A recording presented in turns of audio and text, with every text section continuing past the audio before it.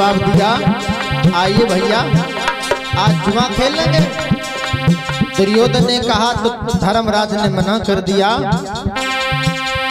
धर्मराज ने दोनों हाथ जोड़े,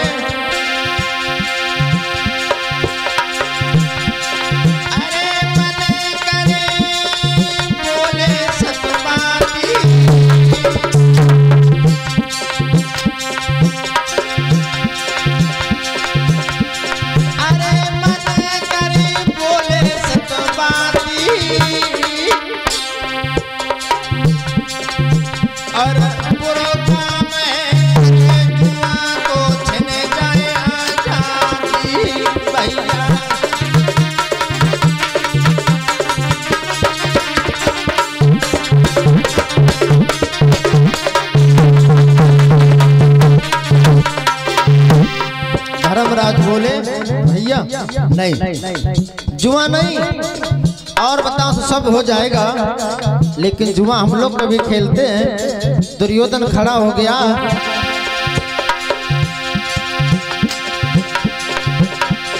अरे बोलो ऐसे अभिमानी,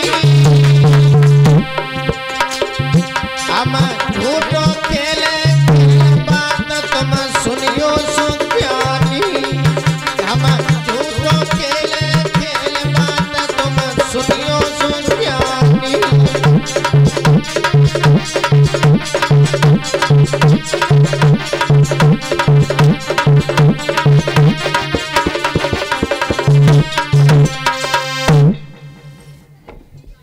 दुर्योधन बोला भैया झूठा खेल।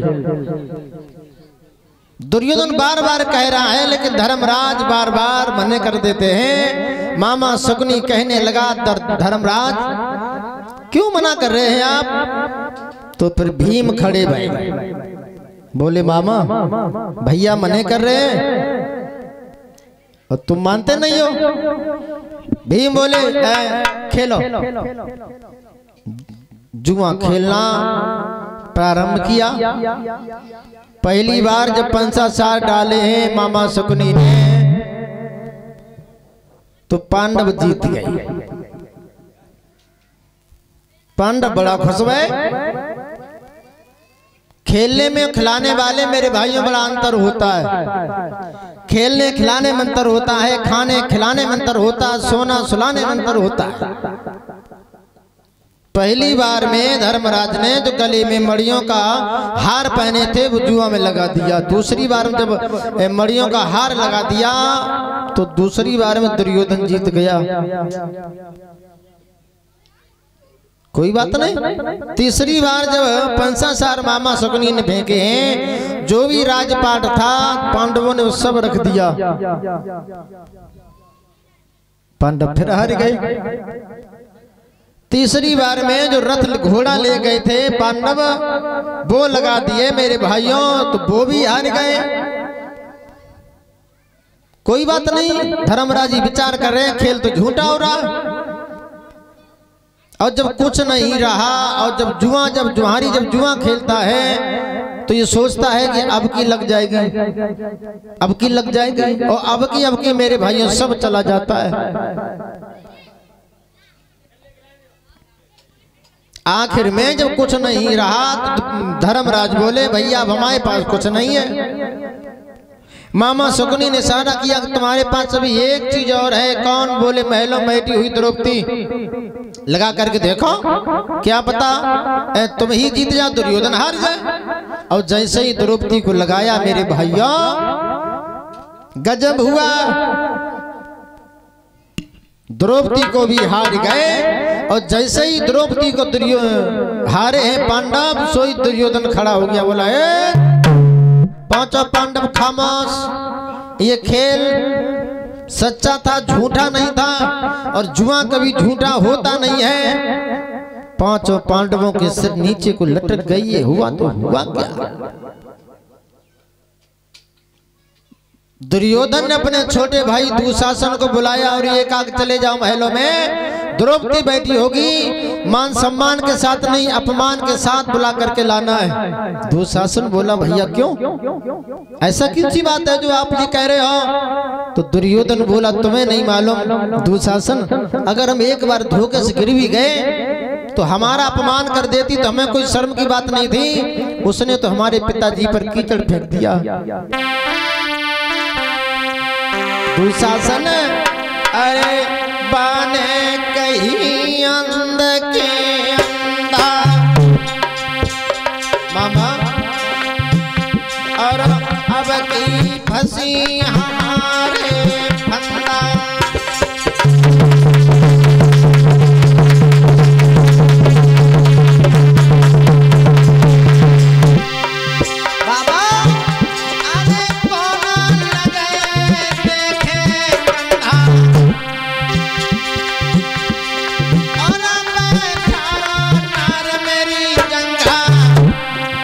बाबा एक विद्वानी कह रहा है, अरे प्याओ बुढ़ापो कोरे नैनी को, रड़ुआ कांगरे दिए कई जवानी के फिर नए बुढ़ा को मलीना।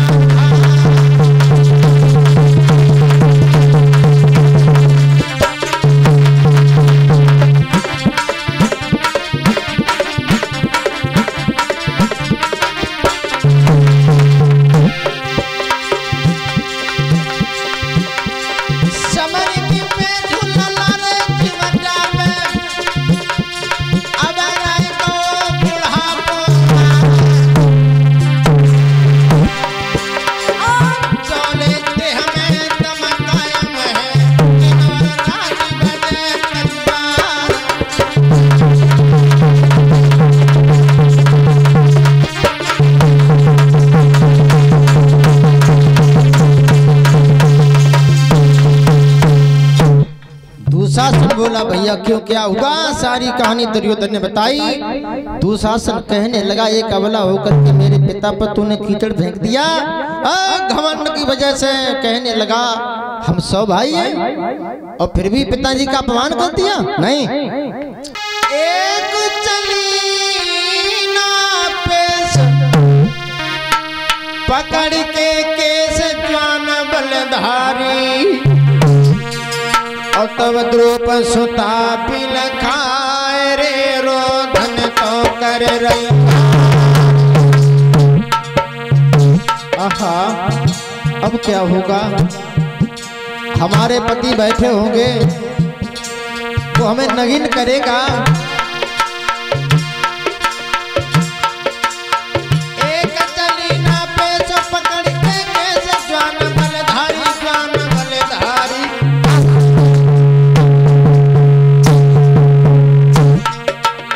द्रुप सुता पिल खाए रे रोदन तो कर रही भारी।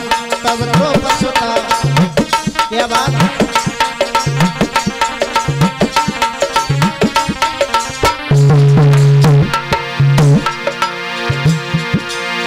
कैया सी टकराई के लिए बताए सासु गंधारी, सासु गंधारी।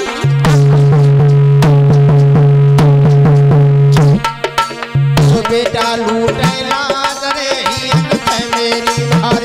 तेरो बेटा लूटे लाज रही है मेरी भारी।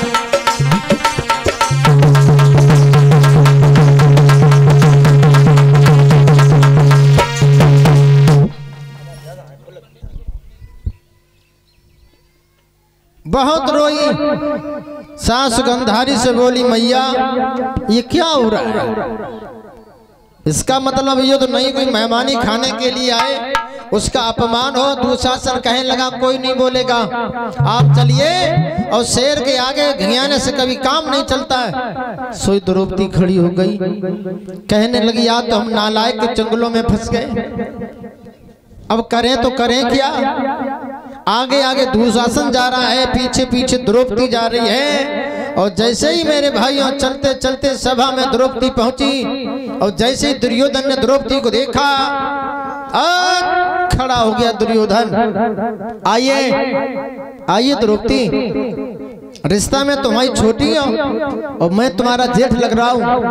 वो ही बात कहिए एक बार जो अपने छत के ऊपर खड़े होकर तुमने ये कहा था। तो द्रौपदी को जोश आ गया, कहने लगी रिश्ता में तू मेरा जेठ लग रहा है। जा दिन तू हमारे आंगन में हमारे द्वार पर गिरा ता दिन भी अंधा था, और आज तूने मुझे भरी सभा में बुलाया, आज भी अंधा है। जलती हुई अग्नि में मेरे भाइयों घी पड़ गया। दुर्योधन बोला आज कैसे अंधे हैं? द्रौपदी ने जवाब दिया अपने द्वार पर कुत्ता भी शेर होता है। तुझे अगर बदला लेना था तो हमारे द्वार पर लेता, तूने छल से हमें अपने घर क्यों बुलवाया? इसीलिए आज अंधा है। दुर्योधन कहने लगा तुम्हें छोड़ूंगा नहीं। दुर्योधन अपने छोटे भाई दुशासन से बोला इसके शरीर साड़ी उतारो, नगिन करो, जंगाओं पर बिठाओ। द्रौपदी कहने लगी अरे दुर्योधन अब तुझसे हम क्या बात करें? अरे देवर दुशासन, पराई स्त्री पर हाथ लगाना दूसरे की हिम्मत तो नहीं है। दूर रहना न जल जाएगा। स्त्री एक नजर में तो देवी होती है, लेकिन एक नजर में काली का रूप ही होती है। दुशासन आगे बढ़ा, द्रौपदी पीछे खिसक गई। पतियों की ओर देखा है तो पांचों पति मौन बैठे हैं। सोचने लगी अब क्या होगा अगर इसने हमारे शरीर साड़ी उतारी, जगहों पर बिठा लिया तो आगे स्त्रियों का बहुत बड़ा अपमान होगा। लिया कि एको पति की मार, अरे पिया को जाने लगती प्राण की प्यारी।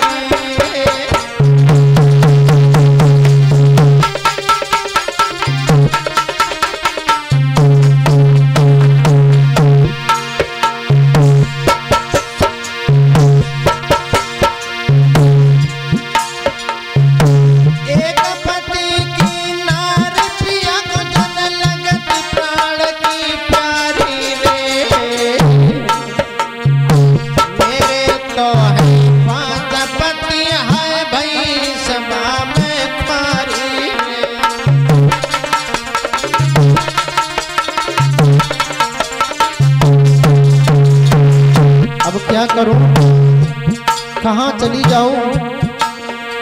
अब होगा तो होगा क्या?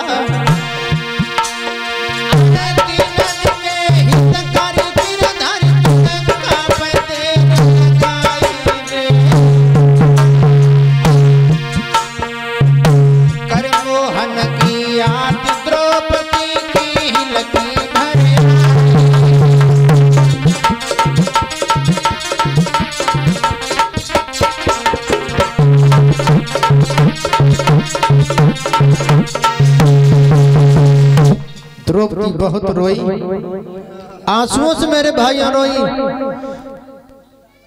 घटना में सर छिपा लिया। पांडवों के आगे द्रौपदी बैठ जाती है, फपक फपक करके बहुत रोई। अब क्या होगा? दुर्योधन कहने लगा दुशासन ये ऐसी रोती रहेगी, टाइम बहुत हो रहा है।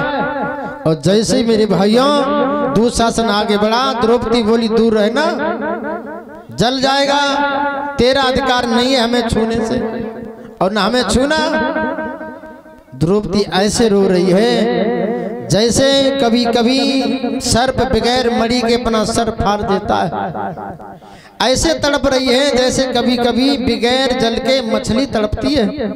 ऐसे रो रही है जैसे कभी कभी पतिव्रता स्त्री पति के बगैर बहुत रोती है। गजब हुआ।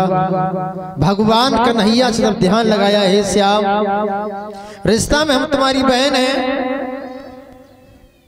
अगर आप ही नहीं आओगे तो फिर क्या होगा? करें तो करें क्या? हमारे पति हमें जुआ में हार गए, अगर आज हमारी साड़ी खिंच गई तो फिर आगे क्या होगा?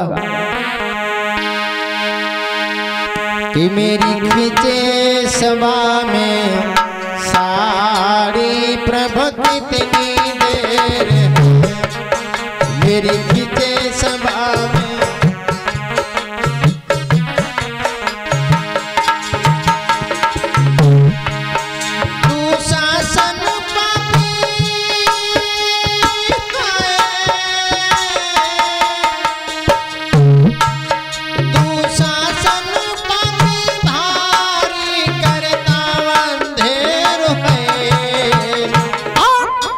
मेरी खींचे सभा में सारी प्रभु कितनी देर है। मेरी खींचे सभा में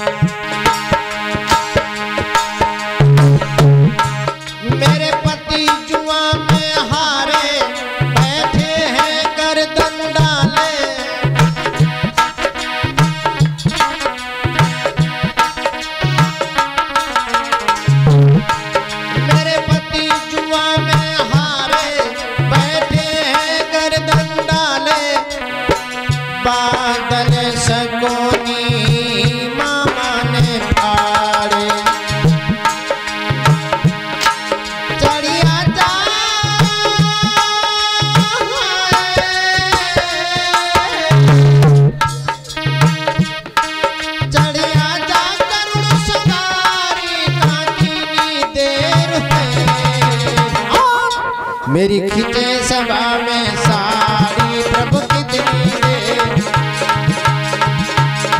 तू शासन पापी भारी, तू शासन पापी भारी करता अंधेर है। मेरी खींचे सभा में सारी प्रभु कितनी देर। मेरी खींचे सभा में सारी प्रभु कितनी देर।